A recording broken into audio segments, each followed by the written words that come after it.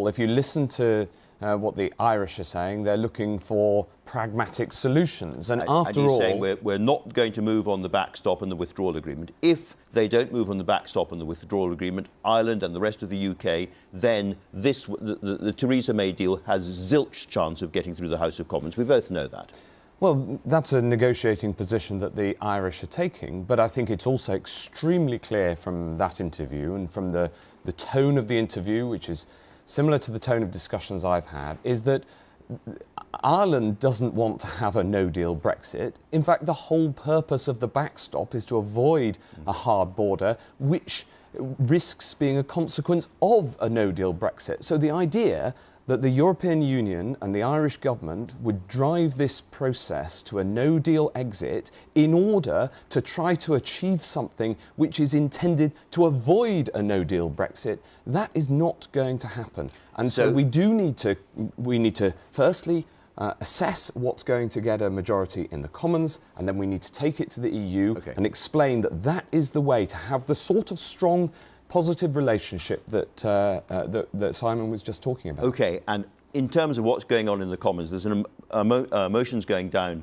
for next week which say that in explicit terms the withdrawal agreement should have the backstop stripped out of it, and there should be alternative ways of finding a solution to the Irish border. Would you back that proposal? Well, I think that we have got to listen very carefully to people who are willing to vote for the deal subject to some amendments. And I think that we need to build that majority in the Commons, clearly.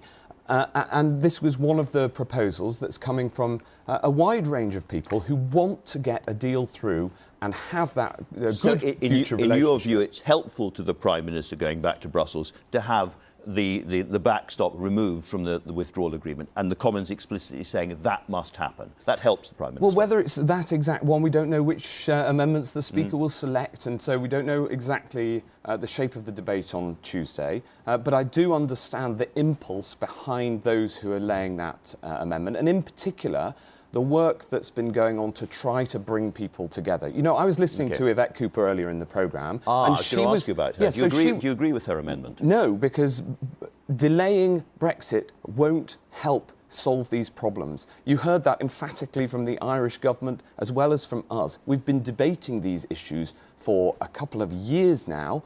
Now we need to find a resolution. And the thing I'd say in response to... Just let me finish. The thing I'd say in response to Yvette and all those who feel so strongly against having a no-deal exit, and I don't want a no-deal exit, emphatically not, the thing I'd say to them is, you can't just vote for delay, that doesn't solve anything. You've got to vote positively for a deal. So let's keep having those conversations around what the Commons can coalesce around. And people who get cross with me about the fact that no deal is the outcome that will happen if nothing else is agreed on, if you don't like that, it is incumbent on you to vote for the deal that's on the table.